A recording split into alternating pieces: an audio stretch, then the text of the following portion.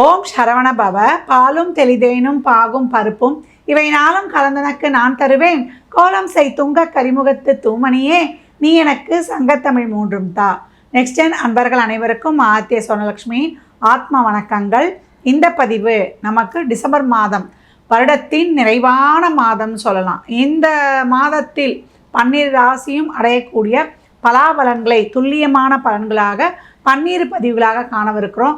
இந்த மாதம் ஆரம்பத்திலேயே நம்மளுக்கு 3ஆம் தேதி பரணி தீபம், நமக்கு 4ஆம் தேதி திருக்கார்த்திகை தீபம், 5ஆம் தேதி பாஞ்சராத்திர தீபம் அப்படின்னு சொல்லக்கூடிய இந்த தீப வழிபாடு எல்லாம் பின்பற்றி உங்களுடைய வாழ்க்கையை சிறப்பாக்கி கொள்ளுங்கள். ஏன்னா பரணி தீபம்லாம் ஏற்றுனீங்கன்னா நம்மளுக்கு இவ்வுலக வாழ்க்கை மட்டும் இல்லை, மேலுலக வாழ்க்கையும் நல்லா சிறப்பு கொடுத்துரும். நம்ம முன்னோர்களுக்கு, நமக்கு, பிற்கால சந்ததியினருக்கு பொருளாதார நிறைவையும் கொடுத்துரும் அப்படின்னு சொல்லலாம்.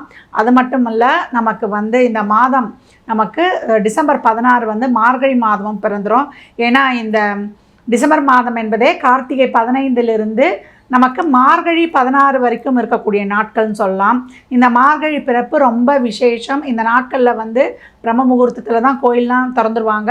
அங்கே போய் நம்ம வழிபடும் பொழுது 2 தீபங்களை ஏற்றி என்ன கோரிக்கையோ அதை சொல்லி வழிபடும் பொழுது அந்த கோரிக்கை உங்களுக்கு வரும் வருடத்துக்குள்ளேயே நிறைவேறிடும்.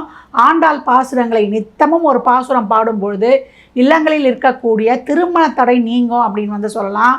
உங்களுடைய அனைத்து விதமான கோரிக்கைகளையும் இறைவன்கிட்ட பெட்டிஷன் போடும்பொழுது ரொம்ப சிறப்பாக சாங்ஷன் பண்ணி கொடுத்துருவார். ஏன்னா இந்த பிரம்ம முகூர்த்தத்தில் தீபம் ஏற்றி வழிபடுவதற்கு அவ்வளோ சிறப்புகள் இருக்குது அப்படின்னு சொல்லலாம்.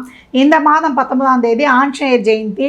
அன்றைய தினம் ஆஞ்சநேயர் பகவானை வழிபடும் பொழுது இந்த 7.5 சனி, அஷ்டம சனி, கண்டக சனி, ராகுகேது தோஷத்திலிருந்து, சந்திரன் தோஷத்திலிருந்து அனைத்து விதமான நவகிரக தோஷங்களையும் நீக்கி உங்களுக்கு நல்ல காரிய சித்தியை தரும் அப்படின்னு சொல்லலாம். அதே போல் இந்த மாதம் 30ஆம் தேதி நிறைவில் நம்மளுக்கு வைகுண்ட ஏகாதசியும் வருது. அன்றைய தினத்தில் நம்ம பெருமாளுடைய வழிபாடு பண்ணுவது, பரமபத வாசலை பார்ப்பது நமக்கு டிவிலேயே காட்டிடுவாங்க. அந்த மாதிரி எல்லாருமே ஸ்ரீரங்கம் போக முடியாது, எல்லோரும் பெருமாள் ஆலயங்களுக்கு அந்த நேரத்தில் செல்ல வாய்ப்பு இல்லை. நாங்கள் வயதானவர்கள் ஒரு 60 வயதுக்கு மேலே கடந்துட்டோம், எங்களுக்கு நல்லா ஒரு புண்ணியம் சொர்க்கலோகத்துக்கு போகணும், நாங்கள் நல்ல வாழ்க்கை அமையணும் அப்படின்றவங்களாம் அன்னைக்கு நீங்கள் வழிபடும் பொழுது மனதார நினைத்தாலே போதும். இறைவனை வழிபடும் பொழுது கோவிந்தா கோவிந்தா என்று சொல்லக்கூடிய அந்த நாமாவளிக்கு ரொம்ப வலிமை அதிகம். அந்த இடத்துல சுபிக்ஷம் மட்டுமே இருக்கும் கோவிந்த நாமாவளி கேட்கக்கூடிய இடங்களில். அதனால் இந்த வழிபாடுகளில் நீங்கள் இந்த மாதத்தில் யார் யாருக்கு என்னென்ன வழிபாடெல்லாம் பின்பற்ற முடியுமோ பின்பற்றி உங்கள் வாழ்வை வளமாக்கி கொள்ளுங்கள். இந்த சிறப்பான நாட்களில் அன்னதானம் தருவது ரொம்ப விசேஷம். ஒரு ஃபுல் மீல்ஸ் இனிப்போடு வாங்கி கொடுத்துருங்க. ஒரு வாட்டர் பாட்டில் தண்ணி, மேலே ஒரு சில்லறை பணம் 11 ரூபா 21 ரூபா உங்கள் சக்திக்கு ஏற்றாற் போல் 51 வைத்து கொடுக்கலாம். கொடுக்கும்பொழுது உங்கள் வாழ்வு வளம் பெறும். தனுசு ராசி, தனுசு லக்னத்திற்கான பலன்களை காணவிருக்கிறோம். இந்த டிசம்பர் மாதம் வெற்றி தேடி வரும் அருமையான மாதம் அப்படின்னு சொல்லலாம்.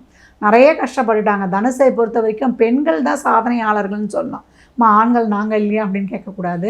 ஏன்னா ஆண் ராசியில் பிறக்கக்கூடிய பெண்கள் இன்னும் அதிவேகமாக செயல்படுபவர்கள் அப்படின்னு சொல்லலாம். அவங்கக்கிட்ட அந்த ஒரு ஷையோ வெக்கப்படுறதோ அதெல்லாம் கிடையாது. எங்கே பார்த்தாலும் ஒரு போல்டாக களமிறங்கிடும். சிங்கிள் பேரண்ட்டாக நிறைய இருக்கக்கூடிய பெண்கள் தனுசில் பார்க்கலாம். ஏன்னா 7ஆம் இடமே அதற்கு பாதகம் மாறமாக வருவதனால இந்த மாதம், சென்ற மாதம்லாம் நிறைய டிப்ரெஷன், நிறைய வேலை பளு, ஒரு 10 ரூபா எனக்காக செலவு பண்ண முடியலம்மா, குடும்பத்திற்காகவே போட வேண்டியதாக இருக்குது, பிள்ளைகள் நலன் சார்ந்த விஷயங்களுக்காக, தொழிலில் நிறைய ஒரு விரக்தி, முதல் போட்டேன் அதிலேருந்து எடுக்க முடியல, தொழில் செய்கிற இடங்களில் நிறைய பிரச்சனை, எதிரிகள் தொல்லை, ஒரு ஹெல்த் இஷ்யூ வந்துடுது, கடன் பிரச்சனை, ஒரு வழக்கு வியாஜியங்கள், இப்படின்னு அனைத்து வகையிலும் பிரச்சனையை சந்தித்து கொண்டிருந்த தனுசிற்கு இந்த மாதம் ரொம்ப அருமையான மாதம் சொல்லலாம். ஒரு வாரத்திலேயே உங்கள் பூர்வ புண்ணியாதிபதி ராசியில் அமர்ந்து உங்களுக்கு அனைத்து விதமான புண்ணியங்களையும் தருவதற்கு காத்து கொண்டிருக்கிறார் அப்படின்னு சொல்லலாம். குருவின் பார்வை வேறு உங்களுக்கு அட்டகாசமாய் அமர்ந்து குரு மங்கள யோகத்தை தந்து கொண்டிருக்குது. நல்ல பேர், புகழ், பதவி, அங்கீகாரம், நல்லா சமுதாயத்தில் உங்களுக்குன்னு ஒரு இடம், நீங்கள் எந்த டைம் லைனில் வரணும்னு நினைக்கிறீங்களோ அந்த மாதிரி நீங்கள் ஜொலிக்கக்கூடிய ஒரு அருமையான ஒரு தருணத்தை கொடுக்குதுன்னு சொல்லலாம். அதே போல் பாக்கியாதிபதியும் மாத பிற்பகுதியில் அமர்ந்துருவார். அதே போல் சுக்கரனுடைய நகர்வும் உங்கள் ராசிக்கு அமர்ந்துடும். ரொம்ப சிறப்பாகவே இருக்குன்னு சொல்லலாம்.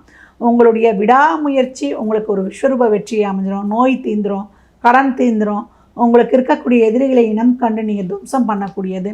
நிறைய உங்கள் முயற்சிகள், தொழிலுக்காக நீங்கள் ஒரு மாற்றணும், நல்ல ஒரு மைக்ரேஷன் வேணும், டெவலப் பண்ணோம் அப்படின்றவங்களுக்கு இப்போ நல்ல ஒரு அருமையான வாய்ப்பு. மாணவர்களுக்கு கல்வி ரொம்ப அருமையாகவே இருக்கும். இது வரைக்கும் படிக்காமல் இருந்த பசங்க கூட இப்போ படிக்க ஆரம்பிச்சிருவீங்க.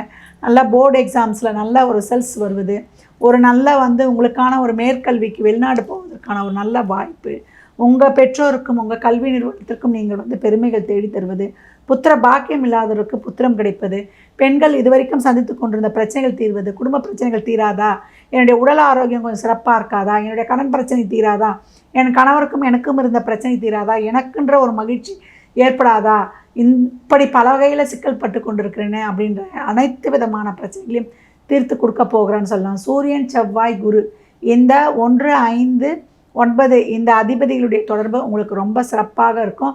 தொழிலில் கொஞ்சம் அலைச்சல் திருச்சல் வேலை பளு இருந்தாலும் கூட அனைத்தையும் நீங்கள் கடந்து அற்புதமாய் சாதிக்கக்கூடிய ஒரு அருமையான காலகட்டம். நிறைய தடைகள் இருந்தது, நிறைய வழிவேதனைகள் இருந்தது, எந்த ஒரு செயலையும் செய்ய முடியல அப்படின்றவங்களுக்கெல்லாம் இப்போ அதற்கான ஒரு வழி பிறக்கக்கூடிய ஒரு அற்புதமான காலகட்டம். உங்களுடைய உற்றார் உறவினர்கள் இப்போ உங்களை புரிந்து கொண்டு உங்களுக்கான ஒரு அருமையான கை கொடுப்பது, அவருடைய ஆதரவு கிடைப்பது, நான் இவ்வளோ கஷ்டப்படுறேன், இவ்வளோ பிள்ளைங்களுக்காக இருக்கேன், எனக்குன்னு ஒரு அங்கீகாரம், ஒரு பாராட்டு இதெல்லாம் இருக்காதா, இல்லை என்ன நான் செய்கிறது ஒரு நல்லதுன்னு ஒரு ஆமோதிக்கக்கூடாதான்றவங்களாம் உங்கள் எதிரில் சொல்லணுனாலும் உங்களுக்கு பின்பக்கமாக சென்று உங்களை பாராட்டக்கூடிய அருமையான வாய்ப்பு. பிள்ளைகளின் முன்னேற்றம் ரொம்ப அருமையாக இருக்கும்.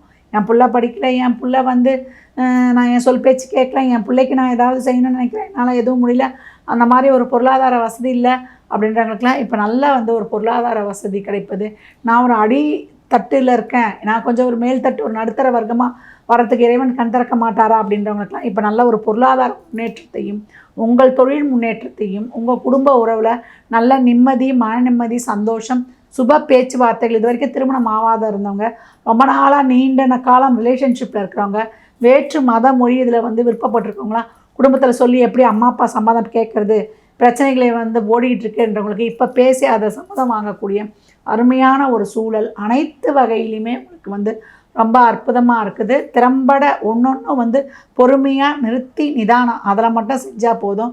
உங்களுக்கு தொழிலிருந்து, திருமணத்திலேருந்து, குழந்தை பாக்கியத்திலேருந்து எல்லாமே சிறப்பாக இருக்க போகுது. இந்த மாதம் பரணி தீப வழிபாடையும் சிறப்பாக செஞ்சுருங்க.